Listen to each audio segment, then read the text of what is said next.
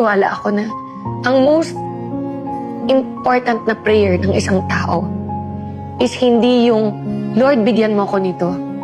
Or Lord, gusto ko ng ganyan. Ang pinaka-important na prayer ng tao is, Lord, ano yung will mo sa buhay ko? Saan mo ko gusto?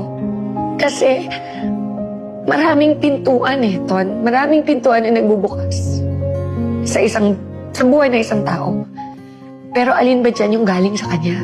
And paano mo malalaman? Paano? Ang prayer is, kung hindi galing sa'yo, Lord, isara mo.